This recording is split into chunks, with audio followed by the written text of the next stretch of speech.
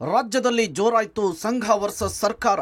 RSS ಪಥಸಂಚಲನದಲ್ಲಿದ್ದ ಸಿಬ್ಬಂದಿಗೆ gate pass. ವಸತಿ ಶಾಲೆಯ ಅಡುಗೆ ಸಹಾಯಕ ಅಮಾನತು. ರಾಜ್ಯದಲ್ಲಿ ಆರ್ಎಸ್ಎಸ್ ಹಾಗೂ ಸರ್ಕಾರದ ನಡುವಿನ ಸಂಘರ್ಷ ದಿನದಿಂದ ದಿನಕ್ಕೆ ಜೋರಾಗ್ತಾ ಇದೆ.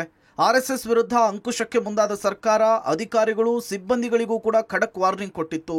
ಯಾವುದೇ ಸರ್ಕಾರಿ ಅಧಿಕಾರಿಗಳಾಗ್ಲಿ ಸಿಬ್ಬಂದಿಗಳಾಗ್ಲಿ ಆರ್ಎಸ್ಎಸ್ನ ಪಥಸಂಚಲನದ ಕಾರ್ಯಕ್ರಮದಲ್ಲಿ ಭಾಗವಹಿಸುವಂತಿಲ್ಲ ಅಂತೇಳಿ ಎಚ್ಚರಿಕೆಯನ್ನು ಕೊಟ್ಟಿತ್ತು. ಇದೀಗ ಪಥಸಂಚಲನದಲ್ಲಿ ಭಾಗಿಯಾಗಿದ್ದ ಸಿಬ್ಬಂದಿಯೊಬ್ಬರಿಗೆ ಸರ್ಕಾರ ಗೇಟ್ ಪಾಸ್ ಕೊಟ್ಟಿದೆ. ಹೌದು, ಗುತ್ತಿಗೆ ಆಧಾರದಲ್ಲಿ ಕೆಲಸ ಮಾಡ್ತಾ ಇದ್ದ ಅಡುಗೆ ಸಿಬ್ಬಂದಿಗೆ ಸರ್ಕಾರ ಗೇಟ್ ಪಾಸ್ ಕೊಟ್ಟಂತಹ ಘಟನೆ ಬೀದರ್ನಲ್ಲಿ ನಡೆದಿದೆ. ಬಸವ ಕಲ್ಯಾಣದ ಮೆಟ್ರಿಕ್ ಪೂರ್ವ ಬಾಲಕರ ವಸತಿ ನಿಲಯದಲ್ಲಿ ಅಡುಗೆ ಸಹಾಯಕರಾಗಿ ಕಾರ್ಯನಿರ್ವಹಿಸುತ್ತಿದ್ದ ಪ್ರಮೋದ್ ಅವರನ್ನ ಕೆಲಸದಿಂದ ತಾಲೂಕು ಆಡಳಿತ ಅಮಾನತುಗೊಳಿಸಿದೆ. ಬಸವ ಕಲ್ಯಾಣದಲ್ಲಿ ನಡೆದ ಆರ್ಎಸ್ಎಸ್ ಪಥಸಂಚಲನದಲ್ಲಿ ಸಿಬ್ಬಂದಿ ಪ್ರಮೋದ್ ಭಾಗಿಯಾಗಿದ್ದು ಸರ್ಕಾರದಿಂದ ವೇತನ ಪಡೆದು ಸಂಘ ಸಂಸ್ಥೆಯ ಕಾರ್ಯಕ್ರಮದಲ್ಲಿ ಭಾಗಿಯಾಗ್ತಿದ್ದಾರೆ ಅಂತ ಉಲ್ಲೇಖಿಸಿ ಕೆಲಸದಿಂದ ಸಸ್ಪೆಂಡ್ ಮಾಡಲಾಗಿದೆ. ಇದಿಷ್ಟೇ ಅಲ್ಲದೆ ಸರ್ಕಾರಿ ಸೇವೆಯಲ್ಲಿರುವ ಸುಮಾರು 20ಕ್ಕೂ ಹೆಚ್ಚು ಅಧಿಕಾರಿಗಳು ಮತ್ತು ಶಿಕ್ಷಕರು ಆರ್ಎಸ್ಎಸ್ ಪಥಸಂಚಲನದಲ್ಲಿ ಭಾಗಿಯಾಗಿದ್ದಾರೆ. ಇದೀಗ ಸರ್ಕಾರದ ಈ ಕ್ರಮದಿಂದ ಆರ್ಎಸ್ಎಸ್ ಪಥಸಂಚಲನದಲ್ಲಿ ಭಾಗಿಯಾದ ಸರ್ಕಾರಿ ಅಧಿಕಾರಿಗಳಿಗೆ ಎದೆಬಡಿತ ಜೋರಾಗಿದೆ. ಇನ್ನು ಇದೇ ವಿಚಾರಕ್ಕೆ ಸಚಿವ ಪ್ರಿಯಾಂಕ್ ಖರ್ಗೆ ಪ್ರತಿಕ್ರಿಯೆ ಕೊಟ್ಟಿದ್ದಾರೆ. ಬೆಂಗಳೂರಿನಲ್ಲಿ ಮಾತನಾಡಿದ ಅವರು, ಅಮಾನತು ಮಾಡುವುದಕ್ಕೆ ಸೂಕ್ತ ಕಾರಣ ಇರಬೇಕು. ನಿಯಮ ಉಲ್ಲಂಘನೆ ಆಗಿದ್ರೆ ಸಸ್ಪೆಂಡ್ ಮಾಡಬೇಕು. ನಾನು ಮಂತ್ರಿ ಅಂತೇಳಿ ಏಕಾಏಕಿಯಾಗಿ ಹೀಗೆ ಮಾಡೋದಕ್ಕೆ ಸಾಧ್ಯನಾ? ರೂಲ್ಸ್ ಬುಕ್ ಏನು ಹೇಳುತ್ತೋ ಅದನ್ನ ಮಾಡಲಾಗುತ್ತೆ ಅಂತ ಸಮರ್ಥನೆ ಮಾಡಿಕೊಂಡಿದ್ದಾರೆ. ಈ ಅಮಾನತು ವಿಚಾರದ ಬಗ್ಗೆ ಸರ್ಕಾರದ ವಿರುದ್ಧ ಬಿಜೆಪಿ ನಾಯಕರು ಕೆಂಡಾಮಂಡಲರಾಗಿದ್ದಾರೆ. ನಾನು ಸುಮ್ಮನೆ ನನ್ನ ಮನ್ಸು ಬಂದಾಗ ನಾನು ನಡ್ಕೊಳಕ್ ಆಗೋದಿಲ್ಲ. ಕಾನೂನು ಅಂತ ಇದೆ, ಕಾಂಡಕ್ಟ್ ಸರ್ವಿಸ್ ರೂಲ್ಸ್ ಅಂತ ಇದೆ. ಅದ್ರ ಪ್ರಕಾರ ಅವರು ನಡ್ಕೋಬೇಕು, ನಾನು ಕೂಡ ನಡ್ಕೋಬೇಕು. ಸುಮ್ಮನೆ ಮಂತ್ರಿ ಇದೀನಿ ಅಂದ ತಕ್ಷಣ ಸಸ್ಪೆಂಡ್ ಮಾಡೋಕ್ಕಾಗಲ್ಲ. ಯಾರಿಗೂ ನಾನು ರೀಸನ್ ಕೊಡಬೇಕು, ನೋಟಿಸ್ ಕೊಡಬೇಕು, ಎನ್ಕ್ವೈರಿ ಆಗಬೇಕು, ಅಥವಾ ಪೆಂಡಿಂಗ್ ಎನ್ಕ್ವೈರಿ ಸಸ್ಪೆನ್ಷನ್ ಕೂಡ ಮಾಡಲಿಕ್ಕೆ ಅವಕಾಶ ಇದೆ. ಪ್ರಿಮಾ ಫೇಸಿ ರಿಪೋರ್ಟ್ನಲ್ಲಿ ಕಂಡು ಬಂದ್ರೆ ಉಲ್ಲಂಘನೆ ಆಗಿದೆ ಅಂತ. ಡಿಕ್ಟೇಟರ್ಶಿಪ್ ಏನ್ರಿ ಕರ್ನಾಟಕದಲ್ಲಿ? ಇಲ್ಲ, ಮಂತ್ರಿ ಇರ್ಬೋದು ನಾನು, ಆದ್ರೆ ನನಗೂ ನಿಯಮ ಇದೆ, ನನಗೂ ಕಾನೂನು ಇದೆ. ಸರ್ಕಾರಿ ನೌಕರಿ ಇದ್ದಾರೆ, ಯಾವುದೇ ಇಲಾಖೆ ಇರ್ಬೋದು, ಅವ್ರದ್ದಾದಂತ ಒಂದು ಕಾಂಡಕ್ಟ್ ರೂಲ್ಸ್ ಇದೆ, ಅದ್ರ ಪ್ರಕಾರ ನಡ್ಕೊಳ್ಳಿ ಅಂತ ಅಷ್ಟೇ ಹೇಳ್ತಾರೆ. ಸರ್ಕಾರ ಉದ್ದೇಶಪೂರ್ವಕವಾಗಿ ಏನೊಂದು ಸರ್ಕಾರಿ ನೌಕರರು ಯಾರೇ ಭಾಗವಹಿಸ್ತಿರೋಂಥವ್ರಿಗೆ ಅಥವಾ ಯಾರೋ ಕಾಂಟ್ರಾಕ್ಟ್ ಬೇಸಿಸ್ ಈ ರೀತಿ ಎಲ್ಲಾ ಪಥಸಂಚಲನ ನಡೀಬಾರ್ದು, RSS ನ ಚಟುವಟಿಕೆಗಳಿಗೆ ಅಡಚಣೆ ಮಾಡಬೇಕು ಅಂತ ಎಲ್ಲಾ ರೀತಿ ಪ್ರಯತ್ನವನ್ನ ಮಾಡ್ತಿದ್ದಾರೆ. ಹಾಗಾಗಿ ಸರ್ಕಾರ ಒಂದ್ ಕಡೆ ಮುಖ್ಯಮಂತ್ರಿಯವರು ನಾವೇನಿಲ್ಲ RSS ವಿರುದ್ಧವಾಗಿಲ್ಲ, ನಾವು RSS ಏನು ತೊಂದರೆ ಕೊಡ್ತಿಲ್ಲ ಅಂತ ಹೇಳ್ತಾರೆ. ಆದ್ರೆ ಸರ್ಕಾರದಲ್ಲಿ ಎಲ್ಲಾ ರೀತಿಯಾದಂತಹ ಅಧಿಕಾರ ದುರ್ಬಳಕೆಯನ್ನು ಮಾಡಿಕೊಂಡು ಅಡಚಣೆ ಮಾಡುವಂತದ್ದು ಆಗ್ತಿದೆ. ಹಾಗಾಗಿ ಇವತ್ತೆಲ್ಲ ಒಂದ್ ಕಡೆ ಸರ್ಕಾರದಿಂದ ನಮ್ಗೆ ನ್ಯಾಯ ಸಿಗ್ತಿಲ್ಲ. ಹಾಗಾಗಿ ನ್ಯಾಯಾಲಯದ ಮೊರೆ ಹೋಗುವಂತದ್ದಾಗ್ತಿದೆ. ರಾಜ್ಯದಲ್ಲಿ ಒಂದು ರೀತಿಯ RSS ಮತ್ತು ರಾಜ್ಯ ಸರ್ಕಾರದ ಫೈಟು ದಿನೇ ದಿನೇ ಹೆಚ್ಚಾಗ್ತಿರುವಂಥದ್ದು. RSS ನ ಕಾರ್ಯ ಚಟುವಟಿಕೆಗಳು ಯಾವ ರೀತಿ ಮುಗ್ಧರ ಆಗ್ಬೇಕನ್ನುವಂಥ ದೃಷ್ಟಿಯಿಂದ ಈಗ ರಾಜ್ಯ ಸರ್ಕಾರ ಅಧಿಕಾರಿಗಳು ಮತ್ತು ಸಿಬ್ಬಂದಿಗಳನ್ನು ಒಂದು ಟಾರ್ಗೆಟ್ ಮಾಡಿರುವಂಥದ್ದು. ಹೀಗಾಗಿ ಯಾರು ಪಥಸಂಚಲನದಲ್ಲಿ ಭಾಗಿಯಾಗಿದ್ದಾರೆ, ಯಾಕೆ ಸ್ಪಷ್ಟ ನಿರ್ದೇಶನ ಕೊಟ್ಟಿತ್ತು ರಾಜ್ಯ ಸರ್ಕಾರ, ಯಾವುದೇ ರೀತಿಯ ವೇತನ ತೆಗೆದುಕೊಳ್ಳುವಂಥ ಸರ್ಕಾರಿ ನೌಕರರು ಮತ್ತು ಸಿಬ್ಬಂದಿಗಳು ಭಾಗಿಯಾಗಬಾರ್ದು ಅನ್ನುವಂಥದ್ದು. ಈಗ ಯಾರು ಭಾಗಿಯಾಗಿದ್ದಾರೆ ಅಂಥವ್ರನ್ನ ಹುಡುಕಿ ಒಂದು ರೀತಿಯ ಟಾರ್ಗೆಟ್ ಮಾಡಿ ಅವರನ್ನು ಒಂದು ರೀತಿಯ ಅಮಾನತು ಮಾಡ್ತಾ ಇರುವಂಥದ್ದು. ಹೀಗಾಗಿ ಒಂದು ರೀತಿಯ ಪಥಸಂಚಲನದಲ್ಲಿ ಭಾಗಿಯಾಗಿರ್ತಕ್ಕಂಥ ಅಧಿಕಾರಿ ಮತ್ತು ಸಿಬ್ಬಂದಿಗಳಿಗೀಗ ಅಸಲಿ ನಡುಕ ಶುರುವಾಗಿರುವಂಥದ್ದು. ಸರ್ಕಾರದ ನಿಯಮ ಗಾಳಿಗೆ ತೂರಿದ ನೌಕರರು. ಆರ್ಎಸ್ಎಸ್ ಪಥಸಂಚಲನದಲ್ಲಿ ಶಿಕ್ಷಕ ಭಾಗಿ. ಇನ್ನು ವಿಜಯಪುರ ಜಿಲ್ಲೆಯ ತಾಳಿಕೋಟೆಯಲ್ಲಿ ಹಮ್ಮಿಕೊಂಡಿದ್ದ ಆರ್ಎಸ್ಎಸ್ ಶತಮಾನೋತ್ಸವದ ಕಾರ್ಯಕ್ರಮದಲ್ಲಿ ಶಿಕ್ಷಕ ಹಾಗೂ ಬಿಲ್ ಕಲೆಕ್ಟರ್ ಭಾಗಿಯಾಗಿದ್ದಾರೆ. ಸರ್ಕಾರದ ನಿಯಮಗಳನ್ನು ಗಾಳಿಗೆ ತೂರಿ ಹುಣಸಗಿಯ ಸರ್ಕಾರಿ ಶಾಲೆಯ ಶಿಕ್ಷಕ ಗುರುರಾಜ್ ಜೋಶಿ ಹಾಗೂ ಬರದೇವನಾಳ ಬಿಲ್ ಕಲೆಕ್ಟರ್ ಸಿದ್ದರಾಮಯ್ಯ ಪಥಸಂಚಲನದಲ್ಲಿ ಭಾಗಿಯಾಗಿರುವ ಫೋಟೋ ಈಗ ವೈರಲ್ ಆಗಿದೆ. ಸರ್ಕಾರಿ ಅಧಿಕಾರಿಗಳೇ ಆಗಲಿ ಸಿಬ್ಬಂದಿಯೇ ಆಗಿರಲಿ RSS ಕಾರ್ಯಕ್ರಮದಲ್ಲಿ ಭಾಗಿಯಾಗಬಾರ್ದು ಎಂಬ ಆದೇಶವಿದ್ರೂ ಅದನ್ನು ಲೆಕ್ಕಕ್ಕೆ ತೆಗೆದುಕೊಂಡಿಲ್ಲ. ಇದೀಗ ಈ ಇಬ್ಬರಿಗೂ ಕೂಡ ಸಸ್ಪೆಂಡ್ನ ಭೀತಿ ಶುರುವಾಗಿದೆ. ಚಿತ್ತಾಪುರದಲ್ಲಿ ಪವರ್ ವಾರ್ಗೆ ಸಂಘ ಪರಿವಾರ ಸಜ್ಜು. ನವೆಂಬರ್ 2ರಂದು ಚಿತ್ತಾಪುರದಲ್ಲಿ RSS ಪರೇಡ್. ಡಿಸಿಗೆ ಅನುಮತಿ ಕೋರಿ ಪತ್ರ ಸಲ್ಲಿಸಿರುವ ಮುಖಂಡರು. ಇನ್ನು ಸಚಿವ ಪ್ರಿಯಾಂಕ್ ಖರ್ಗೆ ಸ್ವಕ್ಷೇತ್ರ ಚಿತ್ತಾಪುರದಲ್ಲಿ RSS ಪಥಸಂಚಲನ ಮಾಡುವುದಕ್ಕೆ ಸಂಘ ಪರಿವಾರ ಸಜ್ಜಾಗಿ ನಿಂತಿದೆ. ನವೆಂಬರ್ 2ರಂದು ಚಿತ್ತಾಪುರದಲ್ಲಿ ಪರೇಡ್ ಮಾಡಿಯೇ ಮಾಡ್ತೇವೆ, ಇದಕ್ಕೆ ಅನುಮತಿ ಬೇಕು ಅಂತ ಹೇಳಿ ಜಿಲ್ಲಾಧಿಕಾರಿಗಳಿಗೆ RSS ಮುಖಂಡರು ಪತ್ರ ಬರೆದಿದ್ದಾರೆ.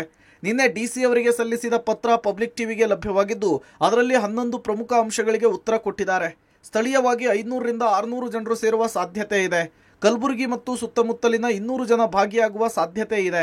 ಹೀಗಾಗಿ ಅನುಮತಿ ನೀಡಬೇಕು ಅಂತ ಹೇಳಿ ಡಿಸಿಗೆ ಬರೆದಿರುವ ಪತ್ರದಲ್ಲಿ ಉಲ್ಲೇಖಿಸಲಾಗಿದೆ. ಈ ಮೂಲಕ ಚಿತ್ತಾಪುರದಲ್ಲಿ ಶಕ್ತಿ ಪ್ರದರ್ಶನಕ್ಕೆ ಮುಂದಾಗದೆ RSS ಜಾಣ ನಡೆಯನ್ನು ಅನುಸರಿಸ್ತಾ ಇದೆ ಅಂತ ಹೇಳಲಾಗ್ತಿದೆ. ಚಿತ್ತಾಪುರದಲ್ಲಿ ಆರ್ಎಸ್ಎಸ್ ಪಥಸಂಚಲನ ನಿಲ್ಲಿಸಿ, ಇಲ್ಲವಾದರೆ ಭೀಮ್ ಪಥಸಂಚಲನ ಮಾಡುವೆವು. ಇಷ್ಟೆಲ್ಲ ಬೆಳವಣಿಗೆಗಳ ಮಧ್ಯೆ ಆರ್ಎಸ್ಎಸ್ ಪರೇಡ್ ಅನ್ನ ಖಂಡಿಸಿ ಭೀಮ್ ಆರ್ಮಿ ಹೊಸ ಬೇಡಿಕೆಯೊಂದನ್ನು ಇಟ್ಟಿದೆ. ಚಿತ್ತಾಪುರದಲ್ಲಿ ಆರ್ಎಸ್ಎಸ್ ಪಥಸಂಚಲನವನ್ನ ನಿಲ್ಲಿಸಿ, ಇಲ್ಲವಾದರೆ ಭೀಮ್ ಪಥಸಂಚಲನ ಮಾಡ್ತೇವೆ ಅಂತ ಹೇಳಿದ್ದಾರೆ. ಇನ್ನು ಲಾಠಿ ಖಡ್ಗ ಹಿಡಿಯುವ ಉದ್ದೇಶ ಧರ್ಮ ರಕ್ಷಣೆಯಾಗಿದೆ. ಇದು ಉಗ್ರವಾದಕ್ಕೆ ಬೆಳವಣಿಗೆ ಆಗುತ್ತೆ. ಆರ್ಎಸ್ಎಸ್ ರ್ಯಾಲಿ ಬ್ಯಾನ್ ಮಾಡಿ ಅಂತ ಹೇಳಿ ಪೋಸ್ಟ್ ಮಾಡಿದ್ದು ಎಲ್ಲೆಡೆ ಸಿಕ್ಕಾಪಟ್ಟೆ ವೈರಲ್ ಆಗ್ತಿದೆ. ಇತ್ತ ಸಚಿವ ಪ್ರಿಯಾಂಕ್ ಖರ್ಗೆ ಪ್ರತಿಕ್ರಿಯಿಸಿ, ಯಾವುದೇ ಸಂಘಟನೆ ಇದ್ರೂ ಕೂಡ ಮಾಹಿತಿ ಕೊಡಬೇಕು, ನಾವಿಷ್ಟು ಜನ ಹೋಗ್ತೇವೆ ಅಂತ ಹೇಳಿ ಲೈನ್ 1 ಲೈನ್ 2 ರೀತಿಯಲ್ಲಿ ಮಾಹಿತಿ ಕೊಡಬೇಕು ಅಂತ ಹೇಳಿದ್ದಾರೆ. ಈಗ ಒಂದು ಗವರ್ಮೆಂಟ್ ಆದೇಶ ಇದೆಯಪ್ಪ, ಅದು ಭೀಮ್ ಆರ್ಮಿಗೂ ಅನ್ವಯಿಸ್ತದೆ, ಬೇರೆ ಸಂಘಟನೆಗಳಿಗೂ ಅನ್ವಯಿಸ್ತದೆ, ಅಷ್ಟೇ ಅಲ್ವಾ? ಕಾನೂನನ್ನ ಪಾಲನೆ ಮಾಡ್ಲಿಕ್ಕೆ ಇವರಿಗೆ ಇಷ್ಟ ಆಗ್ತಾ ಇಲ್ಲ. ಹೈಕೋರ್ಟ್ ಅಲ್ಲಿ ಏನ್ ಡೈರೆಕ್ಷನ್ಸ್ ಕೊಟ್ಟಿದೆ, ನೀವು ಮನವಿ ಸಲ್ಲಿಸಿ, ವಾತಾವರಣ ಚೆನ್ನಾಗಿದ್ರೆ ಅವ್ರು ಯಾವ್ದಾದ್ರು ನಿಗದಿತ ಸ್ಥಳ ಕೊಟ್ರೆ ಅಥವಾ ಪಥಸಂಚಲನೆ ಮಾಡಬೇಕು ಅಂದ್ರೆ ಮಾಡಿ, ತೊಂದರೆ ಇಲ್ಲ. ಅದೇನಿದೆ ಲೆಟ್ ಇಟ್ ಬಿ ಇವ್ಯಾಲ್ಯೂಯೇಟೆಡ್ ಅಲ್ಲ.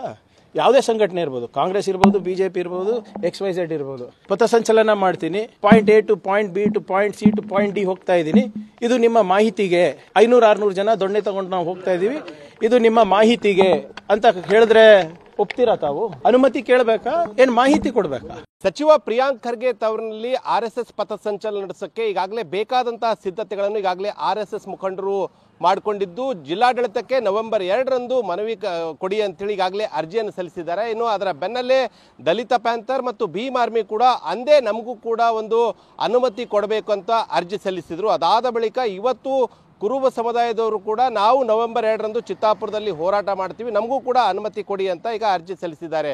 ಸೊ ಈ 3 ಅರ್ಜಿಗಳ ಒಂದು ವಿಚಾರಣೆ ಅಕ್ಟೋಬರ್ 24ರಂದು ನಡೆಯಲಿದ್ದು, ಪ್ರತ್ಯೇಕ ದಿನಾಂಕವನ್ನು ನ್ಯಾಯಮೂರ್ತಿಗಳು ನಿಗದಿ ಮಾಡುವಂತಹ ಎಲ್ಲ ಸಾಧ್ಯತೆಗಳಿವೆ. ಶಾಸಕ ಮಾನಪ್ಪ ವಜ್ಜಲ್ ಆಪ್ತ ಸಹಾಯಕನ ಕಳ್ಳಾಟ ಬಯಲು. ಆರ್ಎಸ್ಎಸ್ ಪರೇಡ್ ನಲ್ಲಿ ಭಾಗಿಯಾಗಿದ್ದಕ್ಕೆ ಅಮಾನತ್ತಾಗಿದ್ದ ಪಿಡಿಒ ಪ್ರವೀಣ್ ವಿರುದ್ಧ ಕರ್ತವ್ಯ ಲೋಪ ಹಾಗೂ ಹಣ ದುರ್ಬಳಕೆಯ ಆರೋಪ. ಇನ್ನು ಆರ್ಎಸ್ಎಸ್ ಪಥಸಂಚಲನದಲ್ಲಿ ಗಣವೇಷಧಾರಿಯಾಗಿ ಭಾಗವಹಿಸಿ ಅಮಾನತುಗೊಂಡಿರುವ ಪಿಡಿಒ ಪ್ರವೀಣ್ ಕುಮಾರ್ಗೆ ಮತ್ತೊಂದು ಸಂಕಷ್ಟ ಎದುರಾಗಿದೆ.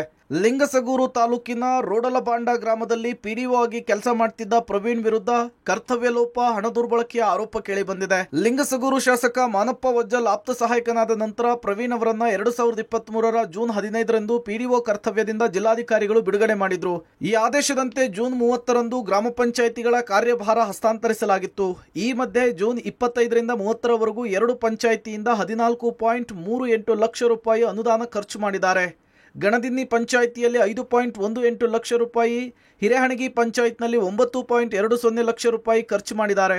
ಬೀದಿ ದೀಪ, ಸ್ಯಾನಿಟರಿ ಸಾಮಗ್ರಿ, ಪಂಪ್ ಸೆಟ್ ಸೇರಿ ಹಲವು ಸಾಮಗ್ರಿಗಳನ್ನು ಖರೀದಿಸಿದ್ದಾರೆ. ಈ ಎಲ್ಲ ಅಂಶಗಳ ಬಗ್ಗೆ ಜಿಲ್ಲಾ ಪಂಚಾಯಿತಿಯ ಸಿಇಒಗೆ ಸಿರವಾರ ತಾಲೂಕು ಪಂಚಾಯಿತಿಯ ಕಾರ್ಯನಿರ್ವಾಹಕ ಅಧಿಕಾರಿ ವರದಿ ಸಲ್ಲಿಕೆ ಮಾಡಿದ್ದಾರೆ. RSS ಕಾರ್ಯಕ್ರಮದಲ್ಲಿ ಎಲ್ಲ ಸರ್ಕಾರಿ ನೌಕರರು ಭಾಗವಹಿಸಬಹುದು ಅನ್ನುವಂಥದ್ದು ಸಂವಿಧಾನ ಮತ್ತು ಹಲವಾರು ನ್ಯಾಯಾಲಯದ ತೀರ್ಪುಗಳು ಬಹಳ ಸ್ಪಷ್ಟವಾಗಿ ಕೊಡುವಂಥದ್ದಾಗಿದೆ. ಆದರೂ ರಾಜ್ಯ ಸರ್ಕಾರದಲ್ಲಿ ಎಲ್ಲೋ ಒಂದ್ ಕಡೆ RSS ವಿರುದ್ಧವಾಗಿ ತಮ್ಮ ಪಿತೂರಿ ಅಥವಾ ಕಾನೂನಿನ ಬಳಕೆಯನ್ನ ಮಾಡ್ತಿದ್ದಾರೆ. ಇದು ಯಾವುದು ಕಾನೂನಿಗೆ ಪೂರಕವಾಗಿಲ್ಲ, ಎಲ್ಲ ಕಾನೂನಿಗೆ ವಿರುದ್ಧವಾಗಿರುವಂಥದ್ದಿದೆ. ಹಾಗಾಗಿ ಇದೆಲ್ಲೋ ಒಂದ್ ಕಡೆ ಈ ಪಾಪದ ಕೂಡ ತುಂಬಿ ತುಳುಕ್ತಿದೆ. ಅವ್ರು ಮಾಡಿದಂಥ ತಪ್ಪು ಅವರೇ ಅನುಭವಿಸ್ತಾರೆ.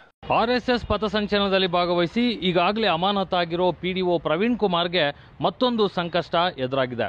2023ರಲ್ಲಿ ಲಿಂಗಸಗೂರು ಶಾಸಕ ಮಾನಪ್ಪ ವಜ್ಜಲ್ ಅವರ ಆಪ್ತ ಸಹಾಯಕನಾಗಿ ನಿಯೋಜನೆಗೊಂಡ ಮೇಲೂ ಕೂಡ ಪಿಡಿಒ ಕರ್ತವ್ಯನ ನಿರ್ವಹಿಸಿ 2 ಪಂಚಾಯಿತಿಗಳಲ್ಲಿನ 14,38,000 ರೂಪಾಯಿ ಅನುದಾನ, ಅದು 15ನೇ ಹಣಕಾಸು ಯೋಜನೆಯ ಅನುದಾನವನ್ನು ಬಳಕೆ ಮಾಡಿಕೊಂಡಿರುವಂಥ ಆರೋಪವನ್ನು ಎದುರಿಸ್ತಾ ಇರುವಂಥದ್ದು.